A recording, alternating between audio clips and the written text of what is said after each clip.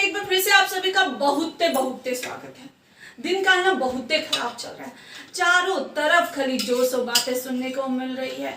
Corona इतना फैल चुका है ना, तो वैसे आज हम इस बैठकी को शुरू करने से पहले ना हम आपको 4 लाइन का एक गाना सुनाएंगे। बहुते मन कर रहा है मेरा, सुनिए जरूर।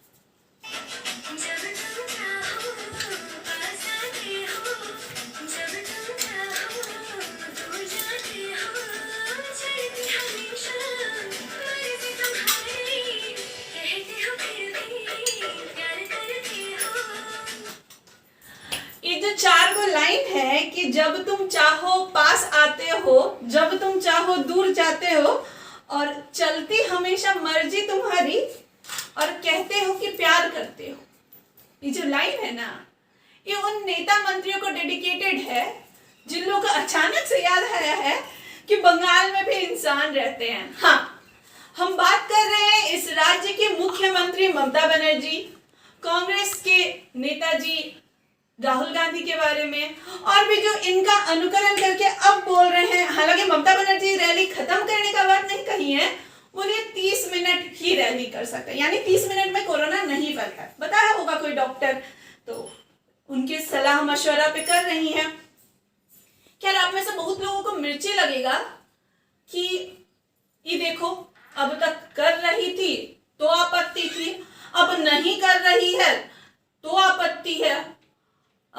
कम से कम देर आए दुरुस्त आए, लेकिन आपका ये बात गलत नहीं है, देर आए दुरुस्त आए। ठीक वैसे ही जैसे भी देश के कई राज्यों में लोग मर रहे हैं, 1 साल भर तो किसी को ध्यान नहीं रहा। जुलाई से स्थितियां सुधरनी शुरू हुई थी 2020 में, उसके बाद आकर अप्रैल हो गया है, तब किसी को ध्यान नहीं रहा। लेकिन अब ध्यान आया कि ऑक्सीजन प्लांट लगाना है। जब ऑक्सीजन के बिना लाशें कंधों पे जा जाके शमशान घाटों पे कतारें लगा चुकी है, तब आपको याद आ रहा है कि ऑक्सीजन प्लांट लगाना है, ऑक्सीजन प्लांट। देर आए दुरुस्त आए तो सही, आप इसी में खुश हो जाइए।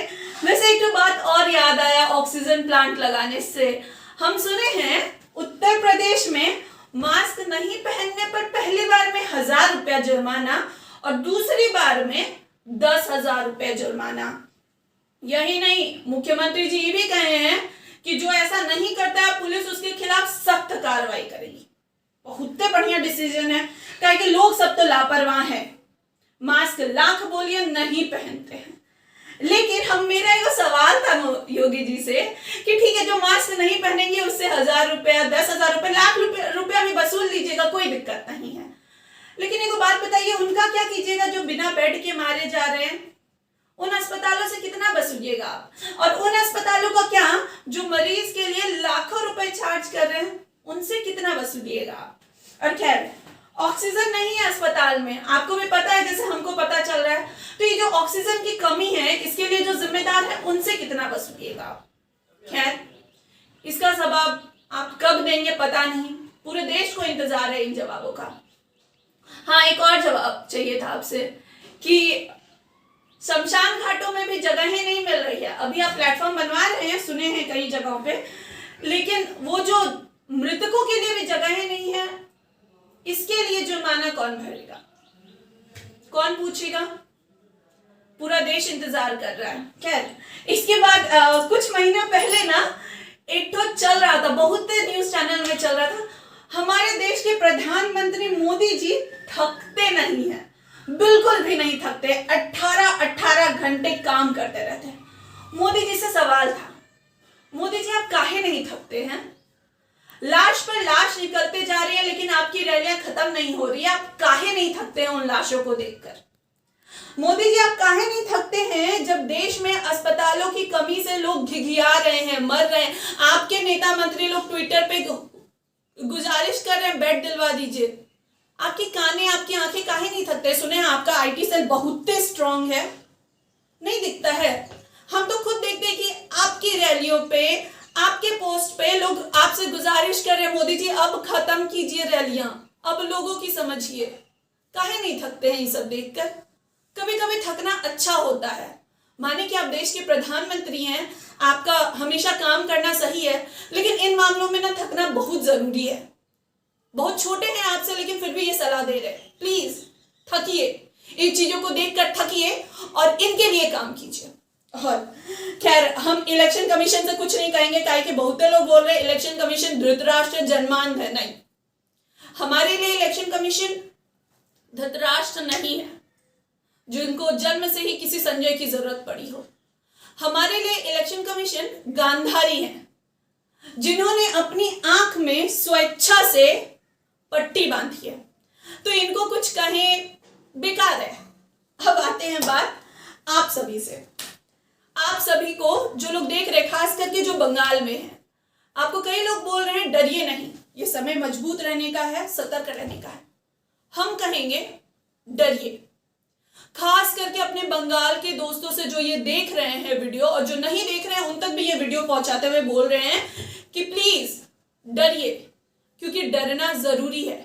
इसलिए नहीं कि कोरोना ने महामारी का रूप ले लिया है और बीमारी चारों तरफ फैल चुकी है, इसलिए क्योंकि हमारे पास व्यवस्थाएं नहीं है।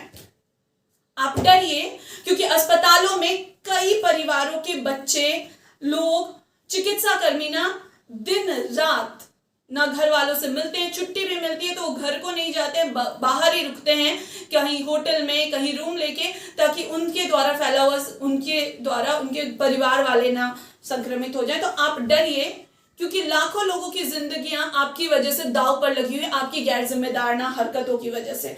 आप डरिए क्योंकि स्टेशन पे 500 रुपए का नोट पकड़ा देने से तो भले आपको मास्क के लिए मुक्ति मिल जाएगी, लेकिन ये कोरोना 500 रुपए से नहीं डरता है। 500 तो क्या 5 लाख रुपए भी देकर कोरोना से नहीं बचा जा रहा है। तो आप डरिए।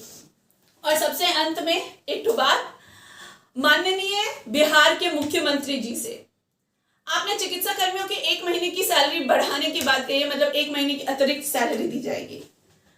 आपको एक बात बताएं, थोड़ा चिकित्सा कर्मियों से जाके पूछिए, हम खुद भी बात कर रहे हैं, उनको अभी सैलरी की नहीं, ऑक्सीजन की जरूरत है, अस्पतालों की जरूरत है, बेड की जरूरत है। सैलरी तो लगेगी लेकिन जितना मिल रहा है उतना में भी वो काम चला लेंगे, लेकिन उनसे नहीं देखा जा रहा है अपने आंखों के सामने लोगों को तड़प तड़प के मरते हुए। चाहते हैं उनका इलाज करना लेकिन नहीं कर पा रहे क्योंकि आपके पास व्यवस्थाएं नहीं है। आपकी कुव्यवस्था से वो सुव्यवस्था में बदलना चाहते हैं। फिलहाल ये नौटंकियां ना करें, आप लोग जितना ज्यादा हो सके लोगों की मदद करें।